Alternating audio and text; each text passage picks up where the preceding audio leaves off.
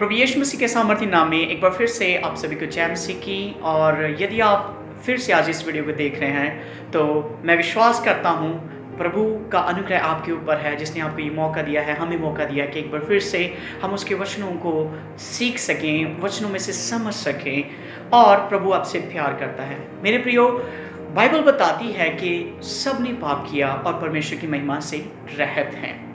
अक्सर हम अपने जीवनों में देखते हैं कि हम अपना जीवन प्रभु को दे देते हैं।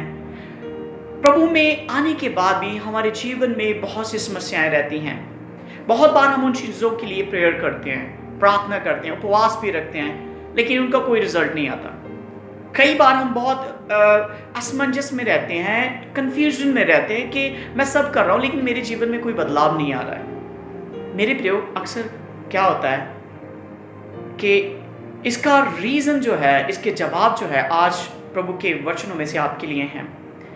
आज एक बार फिर से हम आप अपने उसी टॉपिक को कंटिन्यू करने जा रहे हैं जो हमने पहले शुरू किया था, जो फर्स्ट पार्ट आपने देखा, जिसमें टॉपिक हमारा ये था कि विश्वास और पाप की कुंजियां। मेरे प्रियो, हर एक व्यक्ति के पास दो तरह की कुंजियां होती हैं। वो डिपेंड करता है उस व्यक्ति के ऊपर वो कौन सी कुंजी किसे देता है। यदि आप अपने विश्वास की कुंजी प्रभु के हाथों में थमा देते हो तो प्रभु उस विश्वास का इस्तेमाल कर कर आपके जीवन में आता है, आपके जीवन में कार्य करता है। यदि आप अपने उस पाप की कुंजी को शैतान के हाथों में थमा देते हैं तो वो उस कुंजी का इस्तेमाल कर कर आपके जीवन में आता है और फिर वो आपके जीवन में राज करता है और हमारे जीवन को पीड़ाओं से, समस्याओं से भर देता है। मेरे प्रियो, बाइबल बताती है कि सब ने पाप किया है और परमेश्वर की महिमा से रहित हैं। हर एक व्यक्ति कभी ना कभी उस पाप वाली अवस्था में से होके गुजरा है। हमने देखा था अपनी लास्ट वीडियो में कि हर व्यक्ति के जीवन में चार तरह की पाप की अवस्था होती है। जो सबसे पहली है वो है जब हम प्रभु को नहीं जानते हैं, जब हमने प्रभु पर विश्वास नहीं किया होता है, जब हम आत्मिक तौर पर प्रभु परमेश्वर से अलग होते हैं।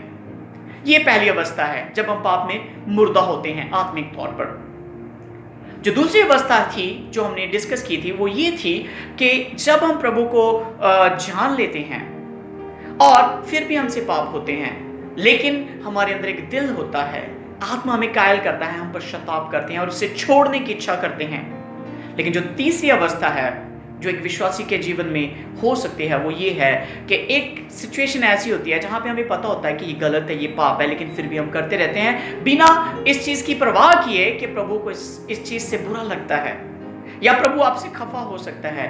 हम सोचते हैं कि प्रभु के ऊपर इन चीजों का कोई फर्क नहीं पड़ता, प्रभु को कोई टेंशन नहीं है, वो प्रभु मुझे कुछ नहीं कह रहा क्योंकि मेरे सब काम वैसे चल रहे हैं जैसे पहले चलते थे।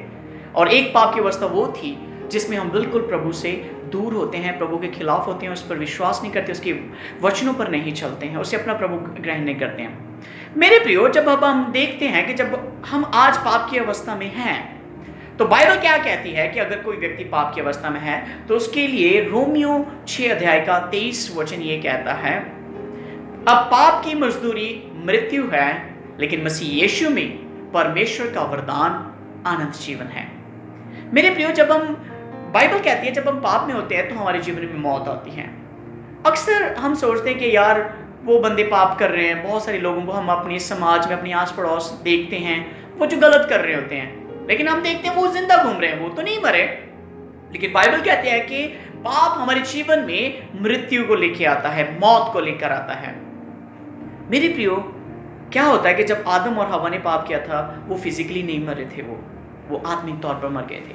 मेरे प्रियो, आज हमारे पास कुछ पॉइंट्स हैं जिन्हें हम समझने की कोशिश करेंगे कि कौन कौन सी मृत्यु हमारे जीवन में आ सकती है जब हमारे जीवन में पाप पाया जाता है।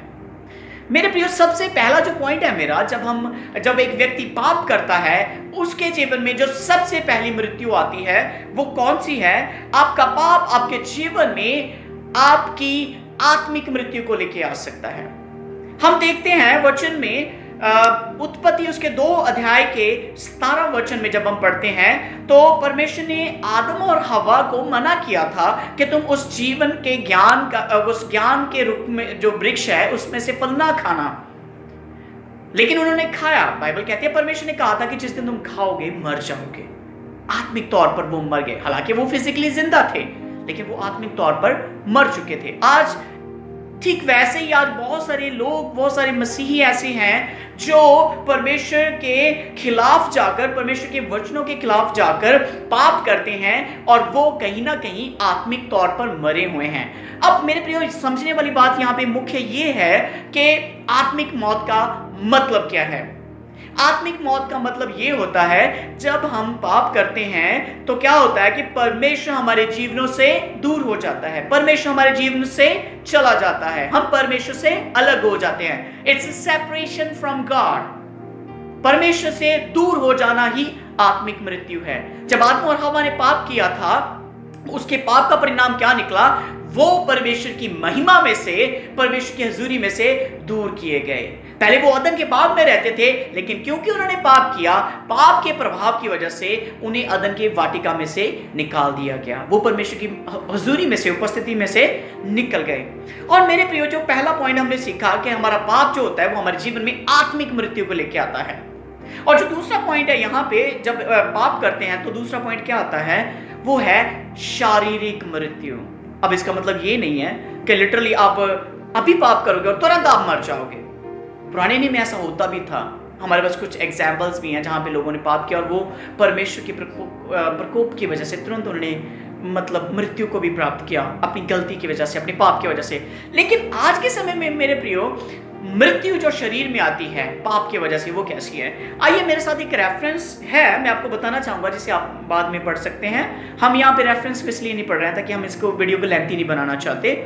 हम पढ़ते हैं पहला कुरिन्थियों उसके 11 अध्याय के 30 वचन में। वहां पे परमेश्वर का वचन कहता है कि इस वजह से तुम में से बहुत से लोग कमजोर, बीमार और प्रभु में सो गए हैं। अब बेसिकली ये जो आयत है, ये जो बाइबल का भाग है, वो प्रभु भोज के बारे में बोल रहा है। यहां पे प्रभु भोज में ये बताया जा रहा है कि आप प्रभु भोज को अनुचित रीति से ना लें, अर्थात आप पाप करते हुए, पाप में जीवन बिताते हुए आप प्रभु के साथ मिले नहीं रह सकते। मेरे प्रियो, आप प्रभु की मेज से और शैतान की मेज से नहीं खा सकते। या तो आप पाप करोगे, प्रभु के साथ नहीं रह सकते, या तो शैतान के साथ रहोगे या फिर प्रभु के साथ रहोगे। अब यहाँ पे वचन यही कह रहा है कि जब आप पाप करते हो, आप पाप में हो, उस पाप का परिणाम आपके शरीरों में निकलेगा। क्या दिखता है हमें उस पाप का परिणाम? कि हमारे जीवन में बहुत सारी बीमारियां, आज भी जब हम प्रभु में होते हैं, दुआ भी करते हैं, प्रार्थना भी करते हैं, फास्टिंग भी करते हैं, फिर भी हमारी प्रार्थनाओं का, दुआओं का उत्तर नहीं आता। शायद इसकी वजह यह है कि हमारे जीवनों में पाप है। हम उस पाप को छोड़ना नहीं चाहते हैं। हम दुआ करते हैं, बाइबल पढ़ते हैं, चर्च जाते हैं, दशवांश देते हैं, सब कुछ करते हैं, पर फिर भी हमारे जीवनों में चंगाई नहीं आती। हम जो प्रार्थना करते हैं वो काम नहीं बनते, प्रार्थना नहीं सुनी जाती। क्यों? क्योंकि हमारे जीवनों में पाप पाया जाता है। बाइबल कहती है, यशायाह नबी की पुस्तक में लिखा है कि तुम अपनी प्रार्थनाओं को, अपने बलिदानों को मुझसे दूर ले जाओ, क्योंकि मुझे इनसे घृणा आती है। क्यों? क्योंकि आपका जीवन पाप के साथ लथपथ हो चुका है। आप मुंह से मेरा अंगीकार करते हो, लेकिन आपका जीवन पाप में डूबा हुआ है। जिसकी वजह से क्या होता है, यहां पे हमने जो वचन पढ़ा, वचन कहता है पाप की वजह से, जब आप पाप में होते हुए प्रभु भोज में शामिल होते हो, तो पाप हमारे जीवन में शारीरिक परेशानियों को भी लेके आ सकता है। हो सकता है आज वो कोई बीमारी हो सकती है, कोई कमजोरी हो सकती है आपके जीवन में। मेरे प्रियो, बाइबल ये कहती है जो बीमारियां, परमेश्वर की इच्छा नहीं है कि कोई व्यक्ति पाप में फंसकर बीमारियों में, परेशानियों में घिरे। मेरे प्रियो, आज यदि आपके जीवन में कोई ऐसी परेशानी है, हो सकता है इसकी वजह आपका पाप हो। मेरे प्रियो, आज प्रार्थना करना शुरू करें प्रभु से, प्रभु मुझे मेरे पाप से क्षमा कर और मुझे हिम्मत दे कि मैं उस पाप को छोड़ सकूं, ताकि मैं तुझसे चंगाई प्राप्त कर सकूं। और मेरा विश्वास है प्रभु आपको प्यार करता है और वो आपको चंगाई देना चाहता है। इसके बाद का जो अगला पॉइंट है, जब हम पाप करते हैं, पहला पॉइंट हमने सीखा कि पाप हमारे जीवन में आत्मिक मृत्यु को लेकर आता है। दूसरा पॉइंट जो है, पाप हमारे जीवन में शारीरिक मृत्यु को लेकर आता है, अर्थात बीमारियों को, कमजोरियों को, समस्याओं को। और जो तीसरा पॉइंट है, जब हम पाप करते हैं, पाप हमारे जीवन में क्या करता है, हमारे जीवन में वो इमोशंस, भावनाओं की भी मृत्यु को लेकर आता है। हमारे इमोशंस, जब हम पाप में फंस जाते हैं, हमारे इमोशंस मर जाते हैं। मेरे प्रियो, बाइबल में भी इसके लिए हमारे पास एग्जाम्पल है, मैं आज को बोलूंगा, वो है लय व्यवस्था उसका 18 अध्याय का 21 वचन, यहाँ पे जिक्र आता है, परमेश्वर का वचन क्या कहता है कि तुम अपनी संतान को आग में से डालकर मोलेक को बलिदान मत चढ़ाना, उसको ऑफरिंग मत करना। क्या होता था मेरे प्रियो, बाइबल के इतिहास में जब जब परमेश्वर के लोग प्रभु को छोड़कर शैतान के पीछे भागते थे, वो काम करते थे जिन्हें प्रभु करने के लिए मना करता था, तो शैतान उन्हें फंसा लेता था। बाइबल में एक देवता का नाम है मोलेक नामक देवता, और वो देवता उनसे क्या डिमांड करता था इजराइलियों से, कि तुम अपने पहलोठों को, अपने बच्चों को आग में बलि करो। जिंदा अपने बच्चों को वो अर्पित कर देते, आग में होम कर देते हैं अपने बच्चों को, वो बलिदान चढ़ा देते थे। लेकिन मेरे प्रियो, ये इतना इजी नहीं होता। एक जो सही तरीके से इमोशनली प्रभु की नजर में सही है, जिसके इमोशंस मरे नहीं हैं, वो जो जिंदा है इमोशनली, वो कभी भी अपने बच्चों को किसी परेशानी में नहीं देख सकता। मेरे प्रियो, जब हमारे परिवार में किसी को सर्दी खांसी जुकाम भी हो जाता है, तब हम उनकी बहुत केयर करते हैं। सर दर्द होता है, उनका सर दबाते हैं, पांव दर्द होता है, इतनी छोटी छोटी चीजों से भी हम इतनी केयर करते हैं। हम अपने प्रिय लोगों को दुख में नहीं दे सकते। लेकिन मेरे प्रिय, यहाँ पे वचन क्या कहता है, वो लोग क्या करते थे, अपने बच्चों को मोलेक देवता को आग में बलि कर देते थे। वो जिंदा उनको आग में डालकर उन्हें चढ़ावा चढ़ाते थे।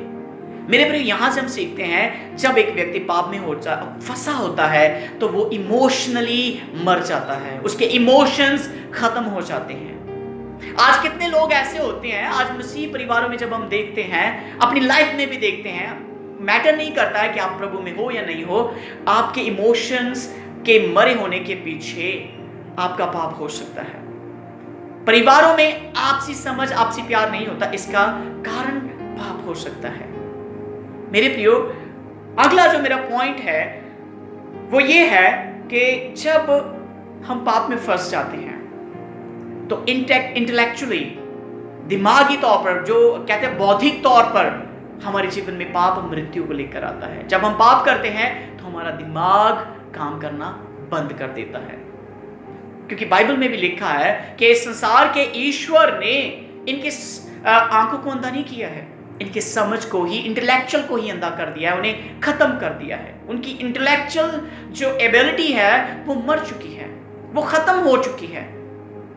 मेरे प्रियो, जब हम पाप करते हैं तो हमारी समझ काम करना बंद कर देती है। इसके लिए भी हमारे पास बाइबल में से एक एग्जाम्पल है, दानियल नबी की पुस्तक उसके 4 अध्याय के 32 वचन में हम पढ़ सकते हैं कि जब एक व्यक्ति पाप करता है, वहां पे जिक्र है उस राजा का, राजा नबूकदनेस्सर का, if I am not wrong. वहां पे वो राजा क्या कहता है, वो अपनी पूरी सल्तनत को देखता है, अपने राज्य को देखता है, और वो कहता है अपने मन में, कहता, इतना बड़ा महान बेबीलोन मैंने अपनी समझ से, अपनी ताकत से बसाया है।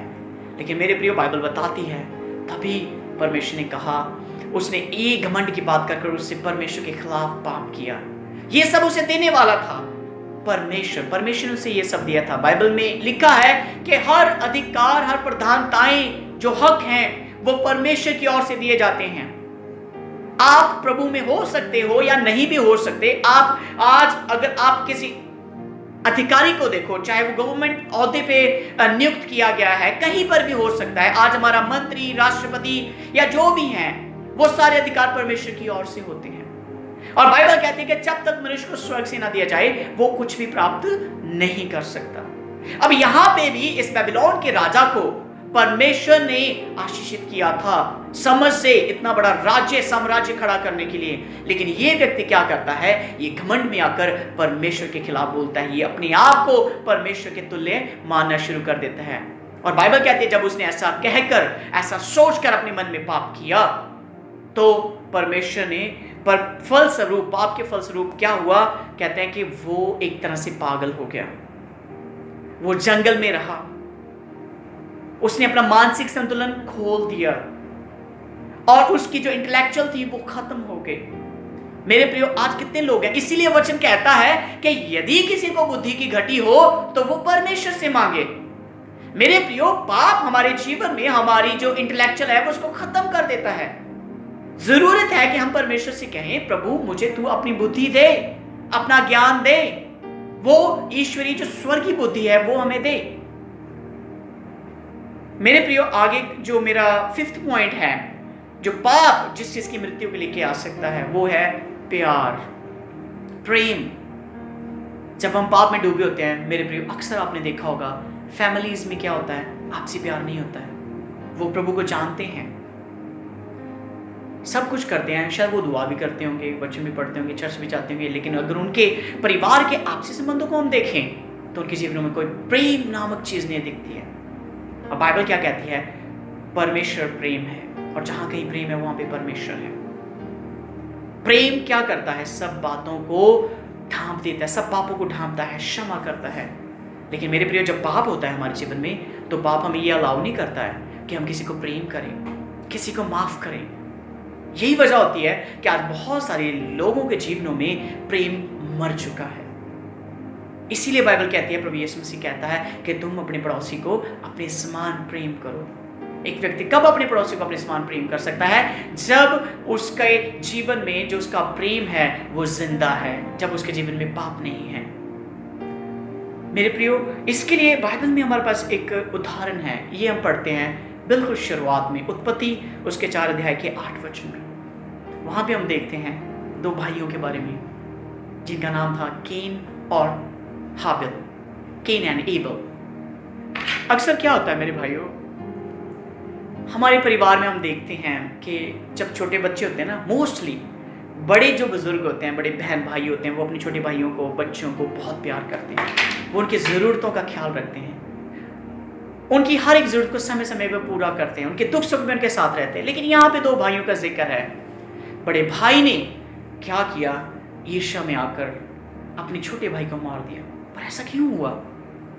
क्या कारण था कि कैन ने हाबिल को मार दिया, अपने छोटे भाई को, जिससे वो शायद प्यार करता था, इतने सालों से उसके साथ रह रहा था। मेरे प्रिय, बाइबल कहती है केन के जीवन में पाप था।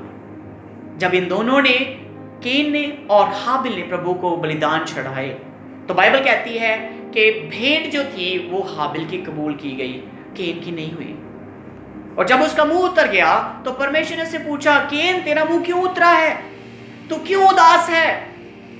लेकिन मेरे प्रियो, प्रभु ने कहा, यदि तू भला करे तो तेरी भेंट क्यों ना स्वीकार की जाएगी। मेरे प्रियो, यहाँ पे वचन बताता है कि इनके जीवन में पाप था, कहीं ना कहीं। अब किस तरह का पाप था वो हमें नहीं पता है, लेकिन उसके जीवन में बुराई थी, पाप था। और जब मेरे प्रियो एक व्यक्ति के जीवन में पाप होता है तो उसके जीवन में वो पाप प्रेम की मृत्यु को लेकर आ जाता है। और फलस्वरूप हम क्या देखते हैं? केन ने अपने छोटे भाई हाबिल को मार दिया, मौत को लेकर आया। और मेरे प्रियो, अगला जो हम चीज़ देखते हैं, अगला जो पॉइंट है, जब एक व्यक्ति के जीवन में पाप होता है, वो पॉइंट क्या करता है? हमारे जीवन में से शांति को खत्म कर देता है। अक्सर हम अपने आप जीवन में कोई शांति को नहीं पाते हैं। मेरे प्रियो, आज ये जो पॉइंट्स हम डिस्कस कर रहे हैं, तो हमें ज़रूरत है हम अपने आप को जांचें। अगर आपके जीवन में आप अकेला फील करते हो, ठीक है, ये चंगाइयाँ नहीं है जिस चीज़ों पे हम आज डिस्कस कर रहे हैं, अगर ये चीज़ों की कमी आपके जीवन में पाई जाती है, तो मेरे प्रियो मैं कहूँगा आप अपने जीवन में जांचें कि कहीं कोई पाप तो नहीं है जो आपके और परमेश्वर के कामों के बीच में बंधन बना हुआ है, एक दीवार बन के खड़ा हुआ है। अगला जो पॉइंट है मेरा, जब एक व्यक्ति के जीवन में पाप होता है, उसके जीवन में से शांति चली जाती है। अगली जो आयत है बाइबल में से हम देखते हैं, वो है 1 शमूएल उसके 28 अध्याय का 7 वचन। क्या हुआ? शमूएल इज़राइल के इतिहास का पहला राजा था। परमेश्वर ने उसे चुना, शमूएल को बोला था जाकर शाऊल को इज़राइलियों पर राजा नियुक्त कर। मेरे प्रिय, क्या हुआ? तब उसने एक पाप किया, वो काम किया जिसे करने के लिए परमेश्वर ने कहा था कि वो सिर्फ नबी, वो जो होंगे परमेश्वर के नबी, वो ही बलिदान भेंट कर सकते हैं, वो चढ़ावा चढ़ा सकते हैं। लेकिन उसने परमेश्वर की बात को तुच्छ करार कर वो खुद करना चाहा। उसने वो मंदिर में चला गया, वो बलिदान, वो भेंट खुद चढ़ाई। लेकिन मेरे प्रिय, बाइबल कहती है कि उसके लिए पाप गिना गया। जब ये पाप उसने किया, परमेश्वर के वचन को तुच्छ जाना, तो उसके जीवन में गड़बड़ी आई और पाप का परिणाम निकलकर सामने आया। याद रखिए, परमेश्वर का वचन क्या कहता है? पाप की मजदूरी मौत है। ये हो नहीं सकता मेरे प्रियो कि अगर आप पाप कर रहे हो और इसका परिणाम आपको भुगतना ना पड़े। जब उसने पाप किया तो परमेश्वर ने उसे अपना राजा होने से तुच्छ जाना। परमेश्वर ने उसे उस राज गद्दी पर से हटाने की योजना बना ली। और फलस्वरूप क्या हुआ? परमेश्वर की आत्मा ने उसे छोड़ दिया। परमेश्वर का पवित्र आत्मा जो उसके साथ आता था, समय समय पर उससे कंसल्ट करने के लिए उसके साथ सामर्थ्य में आता था, उसने उसे छोड़ दिया। और वो इतनी मतलब परेशानी में आ गया, टेंशन में आ गया, ठीक है, कि एक सिचुएशन आ गई उसके जीवन में, ठीक है। इस समय क्या हो गया था कि जो सैमुअल परमेश्वर का नबी था वो प्रभु में सो चुका था, अर्थात उसकी मृत्यु हो चुकी थी। जब सैमुअल जिंदा था वो टाइम टू टाइम परमेश्वर की आवाज को सुनकर उसे बताता था, राजा शाऊल को गाइड करता था।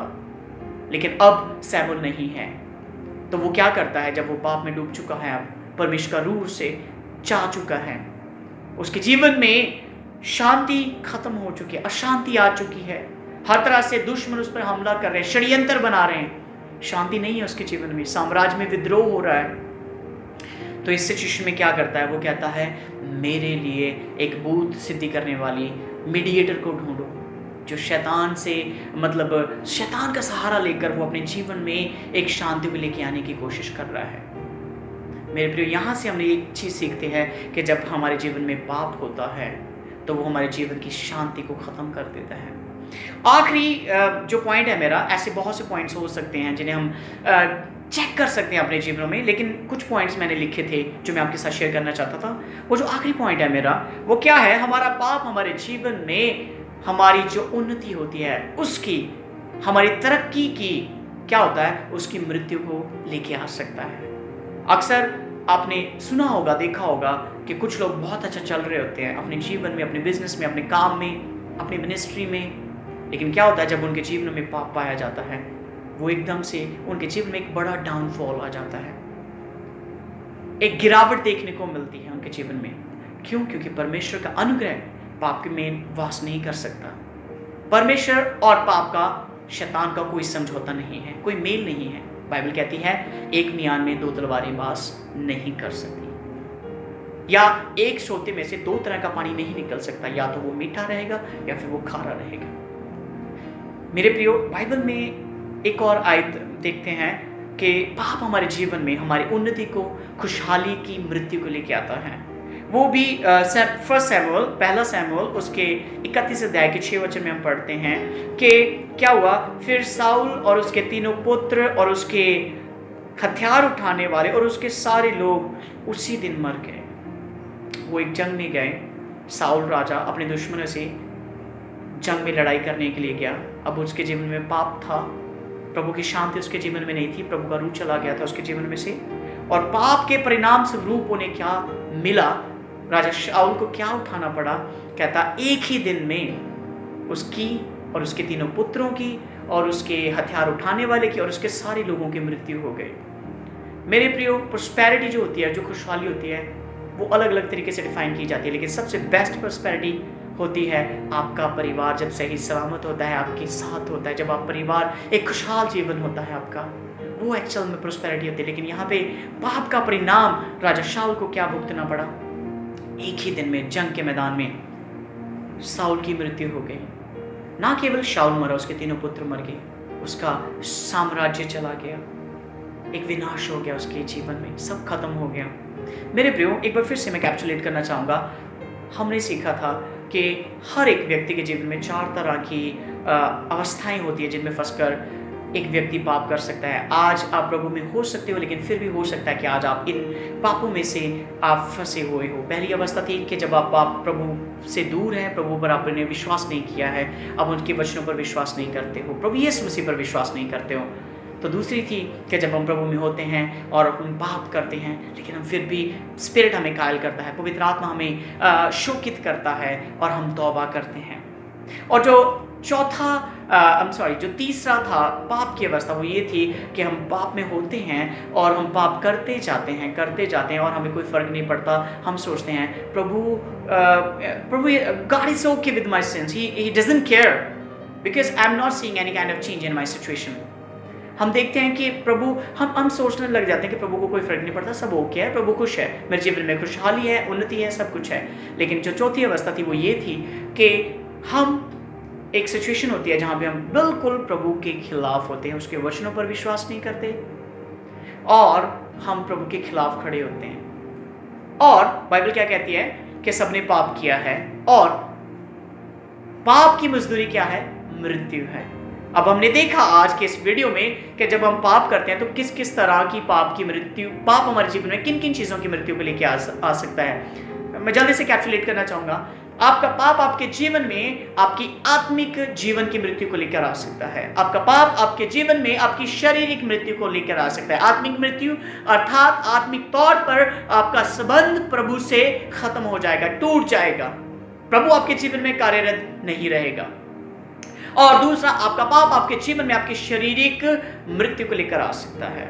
अर्थात जब आप पाप में फंस जाते हो आपके जीवन में परेशानियां रहेंगी, लाइक बीमारियां, कमजोरियां और भी ऐसी चीजें। और जब आप पाप करते हो, आपका पाप आपके जीवन में आपकी जो भावनाएं होती हैं उनकी मृत्यु को लेकर आ सकता है। हम जब क्या होता है, जब हम पाप में फंस जाते हैं हम लोगों की केयर नहीं करते हैं, हमारे अंदर वो इमोशंस खत्म हो जाते हैं, भावनाएं खत्म हो जाती है। जब हम जरूरतमंद को देखते हैं तब हमारा जीवन वो सामरी व्यक्ति की तरह नहीं रहता। कहता है कि एक व्यक्ति जो यरूशलेम से यरीहो को जा रहा था, डाकुओं ने उसे पकड़ा, मारा, लूटा और अधमरा करके छोड़ के चले गए। लेकिन कहते वहां पे धर्मगुरु गुजरा, वहां पे अच्छे जो अपने आप को कहते थे कि हम धर्मी हैं वो गुजरे, लेकिन किसी को वो उस जख्मी व्यक्ति के ऊपर तरस नहीं आया। क्यों? क्योंकि आत्मिक तौर पर इमोशनली वो कहीं ना कहीं मर चुके थे, उनका इमोशंस वो मर चुके थे। लेकिन मेरे प्रियो, बाइबल प्रेम के बारे में, दया के बारे में बोलती है, लेकिन ये सब तभी होगा जब इमोशनली आप जिंदा हो, आप लोगों से प्यार करोगे, उनकी केयर करोगे। और जब क्या होता है, जब हमारे जीवन में पाप पाया जाता है, हमारे जीवन में क्या होता है, इंटेलेक्चुअली बुद्धि जो होती है हमारी, वो भी हमारी बुद्धि का मौत का कारण, अर्थात मौत का मतलब खत्म होने का कारण बन सकता है। मेरे प्रिय, जब आप प्रभु में बढ़ते हैं, प्रभु के वचनों में, तो प्रभु का आत्मा आपको दिन प्रतिदिन सिखाता है, तैयार करता है। लेकिन ये बंद हो जाता है जब आप पाप में फंस जाते हो। क्यों?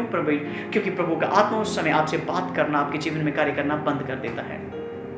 और उसके बाद परमेश्वर का वचन बताता है कि जब हम पाप में फंसे होते हैं तब क्या होता है, हमारे जीवन में शांति की मृत्यु हो जाती है, हमारे जीवन में कोई शांति नहीं रहती। इसलिए यीशु ने कहा था कि मैं तुम्हें शांति देता हूं, वैसे नहीं जैसे ये दुनिया देती है। ये संसार, ये लोग जिनके चेहरे आपके सामने कुछ और है, आपकी पीठ पीछे कुछ और है, वैसी वाली शांति नहीं देता। मैं तुम्हें अपनी शांति देता हूं जो सच्ची शांति है। ठीक है? इसलिए परमेश्वर का वचन बताता है कि आपका पाप आपके जीवन में अशांति को लेकर आ सकता है। और जो हमने एक लास्ट वाला पॉइंट देखा था कि आपका पाप आपके जीवन में आपकी जो उन्नति है, प्रॉस्पेरिटी है, उसकी मृत्यु को लेकर आ सकता है। आपके जीवन, आपके बिजनेस, आपके कार्य, आपकी तरक्की सब खत्म हो सकती है यदि आपके जीवन में पाप पाया जाता है। याद रखें सैमुअल को, उसने एक ही दिन में सब कुछ खो दिया क्योंकि उसके जीवन में पाप था। लेकिन खुशी की बात यह है मेरे प्रियो, प्रभु आपसे प्यार करता है। प्रभु यीशु मसीह अब आपके पापों को नहीं देखता है। परमेश्वर आपके पापों को पीछे कर देता है जब वो उस क्रॉस को देख लेता है, जब वो सलीब को देखता है। जरूरत है कि हम बड़ी नम्रता और दीनता के साथ उसके अनुग्रह सिंहासन के पास आएं और उससे प्रार्थना करें और उससे क्षमा मांगें। मेरे प्रियो, आज मैं चाहता हूं कि आइए हम एक और आज छोटी सी प्रार्थना करेंगे और तौबा करेंगे। मैं चाहता हूं कि आप ये प्रार्थना मेरे पीछे दोहराएं। स्वर्गीय परमेश्वर पिता, प्रभु यीशु मसीह के नाम में हम आपके पास आते हैं। प्रभु, अक्सर हम जाने अनजाने में बहुत सी गलतियां, पाप, गुनाह करते हैं। प्रभु, आज हम क्षमा चाहते हैं, हमें माफ कर। प्रभु, हमें क्षमा कर यदि हम आज पाप कर कर आत्मिक तौर पर मर चुके हैं, अर्थात उससे दूर हो चुके हैं। तो आज हम प्रार्थना करते हैं प्रभु, आप हमारे जीवनों में आएं, अपने जीवनों में आज एक बार फिर से हम आपको आमंत्रित करते हैं। प्रभु, हम प्रार्थना करते हैं यदि हम शारीरिक तौर पर पाप की वजह से आज बीमारियों में, समस्याओं में फंसे हुए हैं, तो प्रभु अपने बड़े अनुग्रह से अपना हाथ बढ़ाकर आज हमें छू ले, हमारे पापों को माफ कर और हमें चंगाई दे पिता परमेश्वर। क्योंकि प्रभु तेरा वचन कहता है कि जैसे तूने कोढ़ी को कहा कि मैं चाहता हूं तू चंगा हो जा, तू शुद्ध हो जा। प्रभु, मैं जानता हूं कि तू मुझे चंगा करना चाहता है, तू मुझे चंगाई दे, मुझे क्षमा कर। प्रभु मैं चाहता हूँ, आज प्रार्थना करता हूँ प्रभु, जो भावनात्मक तौर पर आज मैं किसी की केयर नहीं करता हूँ, आपसी परिवारों में प्यार नहीं है प्रभु, यदि इस तरह का सिचुएशन मेरे जीवन में है पिता परमेश्वर, तो मैं प्रार्थना करता हूँ मुझे मेरे पापों को क्षमा करें और मेरे इमोशंस को प्रभु जिंदा करें जो मर चुके हैं प्रभु, मुझे इंटेलेक्चुअली जिंदा करें, मेरे पापों को क्षमा कर, मुझे अपनी बुद्धि दीजिए, अपना ज्ञान दीजिए प्रभु। तेरा वचन कहता है कि यदि किसी को बुद्धि की घटी हो तो वो परमेश्वर से मांगे प्रभु, तेरे वचन के मुताबिक तुझसे बुद्धि को मांगते हैं पिता प्रभु। यदि आज हमारे पाप की वजह से हमारे जीवनों में प्यार खत्म हो चुका है, मर चुका है प्रभु, हम प्रार्थना करते हैं वो अपना प्यार हमारे दिनों में, हमारे जीवनों में डाल प्रभु पिता। हमें प्यार करना सिखा जिस तरह से तूने इस दुनिया से प्यार किया, जिस तरह से तूने हमारे लिए अपनी जान दे दी, उस महान प्यार की वजह से प्रभु वो अपना प्यार हमें सिखा प्रभु पिता परमेश्वर। हम प्रार्थना करते हैं यदि आज हमारे पाप की वजह से हमारे काम नहीं बन रहे हैं, हम डाउनफॉल में जा रहे हैं, हमारे बिजनेस खत्म हो रहे हैं प्रभु, हमें क्षमा कर, हमारे पाप को क्षमा कर प्रभु पिता। और प्रभु हमारे जीवनों में, हमारे परिवारों में उस प्रोस्पेरिटी को, सुन्नति को लेकर आ प्रभु पिता। हम पर दया कर प्रभु पिता परमेश्वर। प्रभु हमारे जीवनों में वास कर प्रभु, हमारा जीवन तेरी महिमा का स्थान बन जाए प्रभु। यदि आज तक प्रभु मैंने तुझको, तेरे वचनों को ना मानकर प्रभु मैंने पाप किया है तो मुझे क्षमा कर प्रभु, हम पर दया कर प्रभु, यीशु मसीह के नाम में मांगते हैं, आमीन। मेरे प्रियो, मैं विश्वास करता हूँ यदि आपने आज ये प्रार्थना की है तो प्रभु आपसे प्यार करता है, वो आपको क्षमा करना चाहता है और आपके जीवन में इन सभी चीज़ों को वो फिर से रिस्टोर करना चाहता है। बशर्ते ये है कि आप आगे को पाप में जीवन ना जिए, अपने पापों को छोड़ें, ढीठ ना बन जाएं कि कोई फ़र्क नहीं पड़ता है प्रभु, मैं पाप किए जा रहा हूँ, मेरे काम बन रहे हैं। ये एक धोखा हो सकता है आपके जीवन में। अपने पापों को छोड़े, एक पवित्र जीवन जीने की कोशिश करें, अपना जीवन बाइबल के वचनों के अनुसार जिए। चर्च आएँ, प्रार्थना करें, उपवास करें और अपने आप को एक ऐसी दुल्हन बनाकर तैयार करें जिसमें ना कोई दाग ना झुर्री है। और प्रभु पिता, प्रभु आज इन वचनों के ज़रिए आपको, आपके परिवार को, आपकी कम्युनिटी को, आपके चर्च को ब्लेस करें प्रभु यीशु मसीह के नाम में, आमीन। और एक और चीज़ मैं आपके साथ जस्ट कहना चाहूँगा। लास्ट जो मेरा वीडियो था उसमें मैंने गलती से एक आयत को थोड़ा सा गलत कोट किया था। वो ये था कि मेरी प्रजा मेरे ज्ञान के होने की वजह से नाश हो रही है। एक्चुअली वहाँ पे ना वर्ड मिस हो गया था मुझसे। बाइबल ये कहती है, परमेश्वर का वचन कहता है, मेरी प्रजा मेरे ज्ञान के ना होने की वजह से नाश हो रही है। प्रभु के ज्ञान के नाश ना होने की वजह से नाश होते हैं मेरे प्रियो। इसलिए प्रभु के वचन को पढ़ते रहें, सीखते रहें, समझते रहें और उसी के अनुसार अपना जीवन जिएं। और मैं विश्वास करता हूँ प्रभु आपसे प्यार करता है, वो आपको क्षमा करना चाहता है और वो आपको अपने स्वर्ग राज्य के लिए तैयार करना चाहता है। इन सभी वचनों के ज़रिए प्रभु आपको आशीष दें मेरे प्रियो। हमें और हमारी इस सेवकाई को जो हम छोटी सी कर रहे हैं, हमें अपनी प्रार्थनाओं में याद रखें, अपलिफ्ट करें हम हमें अपनी प्रेयर्स में। प्रभु आपको और आपके परिवार को बहुत आयत से आशीष दें। सभी को जय मसीह की, आमीन।